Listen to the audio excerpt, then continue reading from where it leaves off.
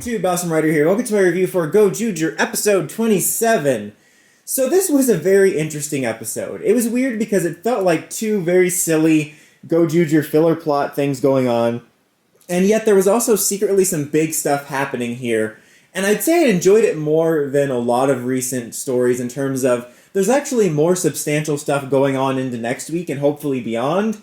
But also there was some really silly, stupid stuff, and it made me wish that it was focused. As often, Gozyuger, oddly enough, reminds me of Neo Saban Super Seasons, where it feels like the filler stuff and the nonsense is like the priority, like taking 70 to 80% of the real estate, whereas then 30 or 20% of the episode is doing story, which is unfortunate because Gozyuger has a lot of cool ideas. Like, part of this episode is focusing on Polar, which was nice. It was nice to see him actually in the forefront, as he's felt like a lot of recent Six Rangers like an afterthought. Kind of reminds me of the way Six Rangers would sometimes feel in early PR, where they wouldn't always appear, and they felt kind of like a reoccurring character instead of a main character.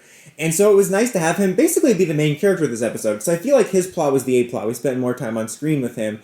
And his plot revolves around Bouquet, actually, who's still obsessed with Rikyo, and then June's like, no, you should only be obsessed with me, Siri. Then she runs off, and then Kuon erases her memory for whatever reason, and leads to her, wandering around doing that kind of classic plot where a character, like a villain, loses their memory, or it is separate from the group, and then they bond with the hero. It kind of reminded me of the episode with Astronema and Zane. I think they did an episode with Dustin when he checked in. I know it's Dunstan. But anyway, with Dustin, and I don't remember if it was Mara or Capri. I mean, I remember who it was in terms of thinking about what they look like, but I cannot remember which one was Mara and which one was Capri in terms of their names. You're lucky I remember their names, period. Regardless, reminded me of that. So you have her buddying up with Kuon throughout the episode, with Polar throughout the episode, and he's going around doing his business, and then they run into the Monster of the Week.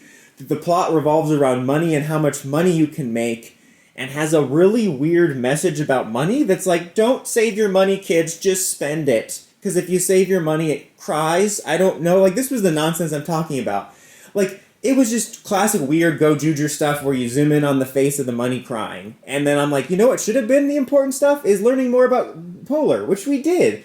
We got to see a flashback when, after he saves this group from basically being extorted in a way, he's like, I'll take the money from you as thanks. And Bouquet's like, well, why are you doing that? And he's like, oh, because of advice from a friend of mine. I connect with people through money, which is just also a weird lesson. But the best part of the episode, which again, I would have loved to drop the nonsense and the crying money and focus an episode truly on getting to know him and the flashback of him with one of the previous Gozyugers. There is so much interesting story to mine there, both in terms of his character and the lore and the past. Kind of reminded me of Dino Fury, where I'm like, I would have loved to have gotten to know more about the previous Dino Fury Ranger team.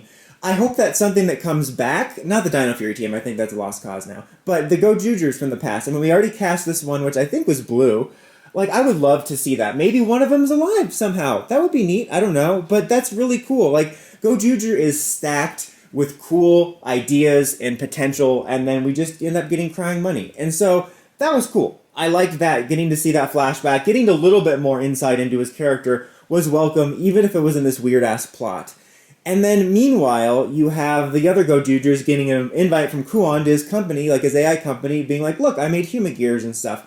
And then it's just a trap by the guy, well, it's trapped by Kuon, but the guy working for him that's giving him the tour is like, nope, it's a trap. Secretly, I'm a Battle Fever J Purge Knight mask guy because the Battle Fever J suits creep me out. And he fights them, and it's actually really cool because he does a power-up thing that made me think of the fact that, when Stacy's character appeared in Zenkaiger, I initially thought it was based off of Akiba Ranger, and then people were like, no, it's Battle Fever J. I'm like, oh, I don't know why I didn't think about that. Just because I think the hair kind of look of that just reminded me of Akiba Ranger, but his power-up, very much so is meant to give you Stacy vibes, and it looks really cool. It's 100% better than the Creeper mask, so that's an improvement. It doesn't look like a pervert anymore, but it was really cool. But he actually winds up defeating them. I mean, not for good. Imagine that. Can you imagine?